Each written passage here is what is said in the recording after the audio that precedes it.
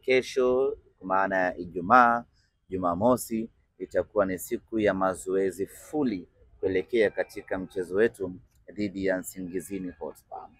Maandalizi yetu kwa mpaka hapa yamekamilika kwa 80% kwa maana ya maandalizi ya kiufundi na ya kiutawala.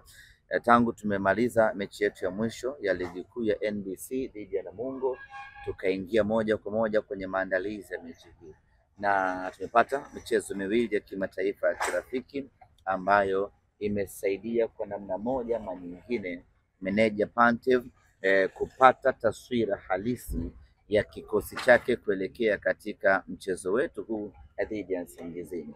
Kwa hiyo kwenye upande wa maandalizi tuko vizuri sana na tunaamini tutakuwa na mchezo mgumu dhidi ya Nsingizini, lakini maandalizi ambayo tumeyafanya na mahitaji tuliyokuwa nayo na mabadiliko tuliyokuwa nayo kwenye timu yetu yanatupa confidence kubwa ya kuwa na uhakika wa kupata matokeo chanya ambayo yatatuwezesha kufuzu na kwenda hatua ya makundi. Kikosi kinachoondoka hapa, tumeona magolikipa wawili jana wametoa taarifa ya baada kurejea mazoezini na baadhi ya wachezaji pia ambao hawajaondoka, taarifa zao ziko. Bajaber amepona, lakini ndio kwanza ameanza mazoezi na wenzie na bado hajafikia kufanya ile mazoezi magumu, yani ile tough and fitness mazoezi ile bado hajafikia. Anafanya mazoezi mepesi ya taratibu kwa ajili ya kurejea kwenye utimamu wa 100%. Kwa mchezaji wa namna hiyo huwezi kusafiri naye wala huwezi kumpa nafasi ya kucheza kwa sababu kuna uwezekano akatonesha jeraha lake. Kwa hiyo tumeamua kumwacha aendelee kufanya mazoezi binafsi, na timu itakaporejea atajiunga na wenzini. Musa Kamara alikuwa kwenye timu ya taifa ya Guinea, lakini ripoti tulipata kutoka huko ni kwamba bado anajisikia maumivu ya hapa na pale kwenye goti ambalo aliumia kwenye mechi yetu ya mwisho dhidi ya Gaborone United.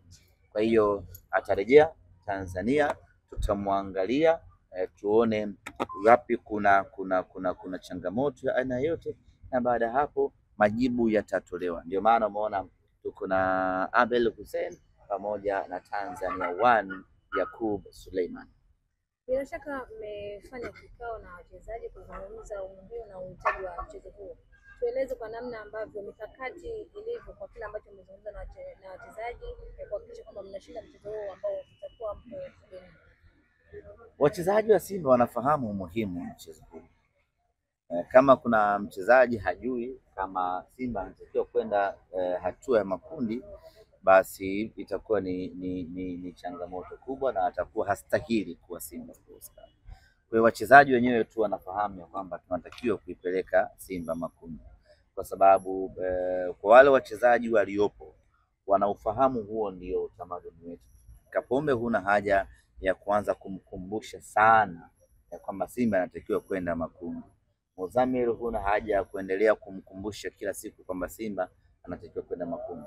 Wao walikuwepo kwenye safari ya Simba kwenda makundi kwenye kipindi cha miaka 8 iliyopita, lakini hata hawa wapya ambao wamekuja wamekuta hiyo historia, wamekuta mafanikio ya Simba akicheza makundi back to back. Kwa hiyo hata wao wanawajibika kumit standard ya Simba Sports Club.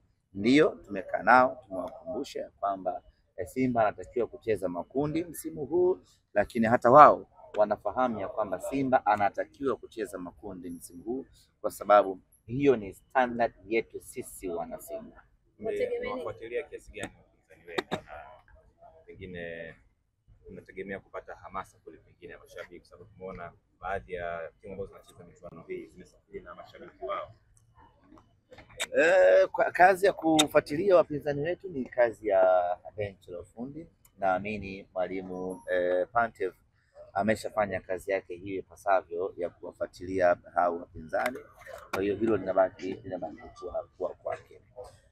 Support tunategemea kubwa kutoka kwa mashabiki wetu, mashabiki kutoka nchi jirani na Eswatini, kutoka Afrika Kusini, hapa tayari mashabiki wanasubiri tukiwe Johannesburg tuondoke nao kuelekea Eswatini, lakini tuna mashabiki kutoka Botswana, kutoka Zambia. Najua Eswatini ipo katikati, kwa hiyo imezungukwa na nchi nyingi ambazo zina wanasimba wengi. Kwa hiyo wale wote watakuja uwanjani kuja kuishangilia Simba yao, na kwa wale ambao wanatoka Tanzania, wanatoka Dar es Salaam na wenyewe vile vile wapo wanaoanza safari siku ya Ijumaa wanakuja kuungana na timu yao.